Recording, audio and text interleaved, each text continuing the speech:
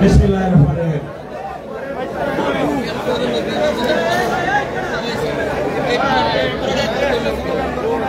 বিসমিল্লাহিররহমানিররহিম। বাংলাদেশ জাতীয় দল ঢাকা মহানগর উত্তর অন্তর্গত উত্তরা পশ্চিম থানা কর্তৃক আয়োজিত আজকে বাংলাদেশ জাতীয় দলের সদস্য নবায়ন প্রোগ্রামের বিপ্লবী সভাপতি ঢাকা মহানগর উত্তর বিএনপির বিপ্লবী যুগ্ম আহ্বায়ক সাবেক ছাত্রলীগের সাবেক যুবনেতা আমাজউদ্দিন আফাজ উপস্থিত আছেন। আমাদের প্রিয় নেতা ঢাকা মহানগর উত্তর বিএনপির বিপ্লবী আহ্বায়ক দীর্ঘদিন আন্দোলন সংগ্রামের রাজপথের লড়াকু সৈনিক, যিনি একক নেতৃত্বের কারণে আজকে ঢাকা মহানগর অত্যন্ত সুসংগঠিত হয়েছে। আমাদের সেই প্রিয় নেতা জনাব আমিনুল হক উপস্থিত আছেন। আরেক প্রিয় নেতা ঢাকা মহানগর উত্তর বিএনপির বিপ্লবী সদস্য সচিব মোস্তফা জামান উপস্থিত আছেন। আরেকজন প্রিয় নেতা ঢাকা মহানগর উত্তর বিএনপির বিপ্লবী যুগ্ম আহ্বায়ক সাবেক ছাত্র নেতা মোস্তাফিজুর রহমান সেগুন উপস্থিত আছেন। আমাদের ঢাকা মহানগর উত্তর বিএনপির বিপ্লবী যুগ্ম আহ্বায়ক আমাদের অত্যন্ত প্রিয় সাবেক ছাত্র নেতা গাজী রিজওয়ানুল হক মিয়া উপস্থিত আছেন। জাতীয়তাবাদী যুবদল উপস্থিত আছেন। ঢাকা মহানগর উত্তর বিএনপির সম্মানিত যুগ্ম আহ্বায়কবৃন্দ, সম্মানিত সদস্যবৃন্দ এবং আমাদের মহিলা বোন ঢাকা মহানগর উত্তর মহিলা দলের বিপ্লবী সদস্য সচিব অ্যাডভোকেট রুনা লায়লা উপস্থিত। আমাদের এই থানার বিপ্লবী আহ্বায়ক মেজবাউদ্দিন খোকন সহ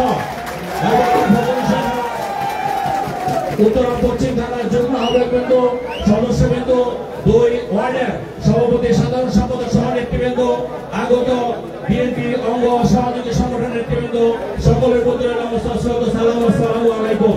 বক্তব্য দীর্ঘায়িত করার সুযোগ নেই, আমি শুধু বলতে চাই আমরা আজকে একটু চুপ করতে হবে সবাইকে।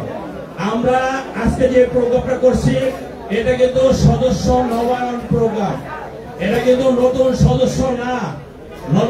অর্থাৎ আপনি অতীতে সদস্য ছিলেন, এখন আবার আপনার সদস্য ফর্মটা নবায়ন করলেন।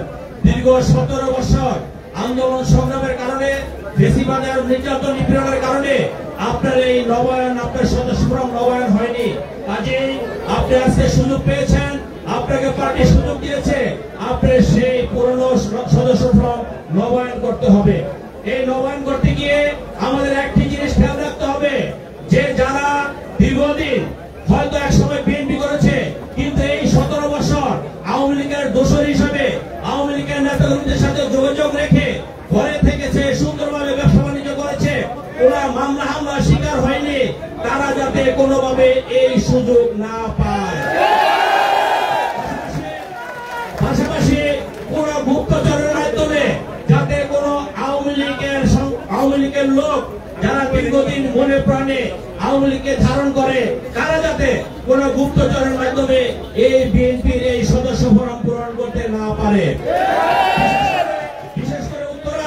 বিশেষ করে উত্তরা পশ্চিম থানার বিএনপি সহ বিএনপি থানা কমিটি এবং ওয়ার্ডের যে 2টি কমিটি আছে, আপনাদের কাছে বিশেষভাবে অনুরোধ রাখবো, আপনারা খেয়াল রাখবেন যখনই সদস্য পূরণ হয়, আপনারা যাকে চিনেন, জানেন এবং দীর্ঘ 17 বছর আপনাদের সাথে আন্দোলন সংগ্রাম করেছে, এখন নতুন করে আসেনি, তাদেরকে অবশ্যই সদস্য নবায়ন করবেন, অন্য কাউকে নয়।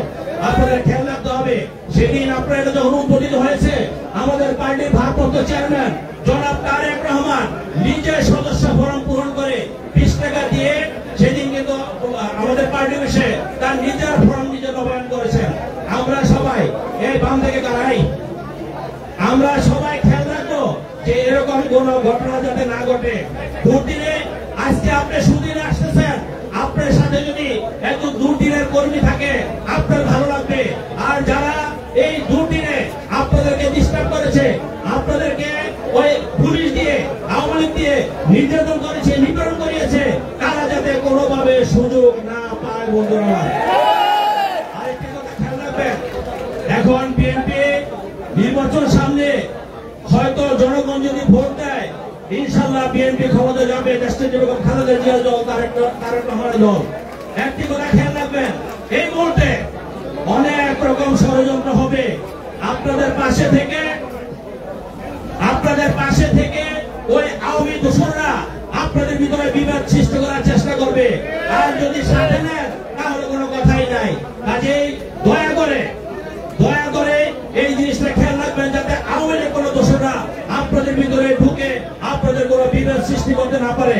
তারেক রহমান সাহেব স্পষ্ট বলেছে, আওয়ামী লীগের সাথে যাদের ছবি আছে, আওয়ামী লীগের সাথে যাদের একদিনও যোগাযোগ ছিল বা যোগাযোগ আছে, তাদের কোনোভাবে কোনো প্রক্রিয়ায় এই সদস্য ফরম পূরণ করতে দেওয়া যাবে না। নিজের ভালোটা নিজে বোঝার চেষ্টা করবেন। আমরা মুখে অনেকে অনেক কথা বলি, কিন্তু কর্মে যাতে সেই মুখের কথার সাথে বাস্তবে রূপ দিতে পারি সেদিকে দৃষ্টি রাখবেন। আপনারা দেখেছেন আমাদের নেত্রী দেশনেত্রী বেগম খালেদা জিয়া কত কষ্ট করেছে, আমাদের নেতা তারেক রহমান কত কষ্ট করেছে। বাংলাদেশে যদি রাজনৈতিক প্রতিহিংসার শিকার হয়ে থাকে, একমাত্র দল বেগম খালেদা জিয়ার দল, জিয়া পরিবার এই রাজনৈতিক প্রতিহিংসার শিকার হয়েছে। অন্য কেউ কিন্তু রাজনৈতিক প্রতিহিংসার শিকার হয়নি। বন্ধুরা, আমি বলবো আপনারা শহীদ রাষ্ট্রপতি জিয়াউর রহমানের দিকে তাকাবেন, আপনারা আমাদের নেত্রী দেশনেত্রী বেগম খালেদা জিয়ার দিকে তাকাবেন, আপনারা আমাদের নেতা তারেক রহমানের দিকে তাকাবেন। তাহলে আপনাদের মনে যে সমস্ত দুঃখ কষ্ট আছে, আমাদের মনে যে সমস্ত দুঃখ কষ্ট আছে, আমরা যদি দলকে ভালোবাসি অবশ্যই আমরা সেটা ভুলে যাবো ইনশাআল্লাহ। পাশাপাশি আমরা 31 দফা নিয়ে কাজ করছি দীর্ঘদিন। সেই 2023 সালে 31 দফা প্রণীত হওয়ার পর থেকে আমরা যার মধ্যে যেভাবে দলীয়ভাবে ব্যক্তিগতভাবে 31 দফা নিয়ে কাজ করছি, আমরা এটা নিয়ে কাজ করে যাব। কারণ আগামী নির্বাচনে এটা হবে আমাদের দলিল। নির্বাচনে জিতে জনগণের ভোটে বিএনপি সরকার গঠন করে, তাহলে এই দলিলের ভিত্তিতে দেশ পরিচালনা হবে। কাজেই 31 দফা আমাদের নিজেদের জানতে হবে, জনগণকে জানাতে হবে, ভোটারদেরকে জানাতে হবে। কাজেই বক্তব্য দীর্ঘায়িত না করে আমি শুধু বলবো, আপনারা নির্দেশনা থাকবেন। দেশনেত্রী বেগম খালেদা জিয়া আমাদের পার্টির ভারপ্রাপ্ত চেয়ারম্যান কখন কি নির্দেশনা দেয় আমিনুল হকের মাধ্যমে আমরা সেই নির্দেশনা মেনে কাজ করবো ইনশাআল্লাহ। আবার আমি বলবো, আমরা এই যে এখানে স্লোগান দেই জিন্দাবাদ জিন্দাবাদ তোমার ভাই, এগুলো একটু বন্ধ করতে হবে। আমরা সবাই ঐক্যবদ্ধ থাকবো। এই সমস্ত প্রোগ্রামে এমনি জায়গা কম, স্লোগান হবে একটা, খালেদা জিয়া তারেক রহমান, এর বাইরে কোনো স্লোগান হবে না। এগুলো নেত্রী আছে,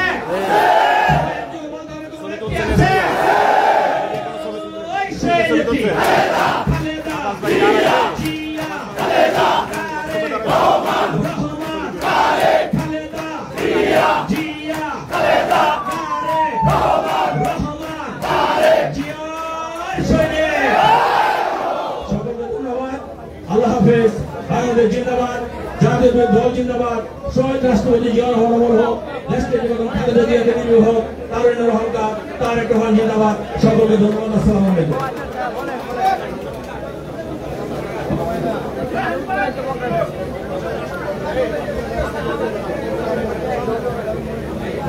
সংগ্রামী নেতৃবৃন্দ।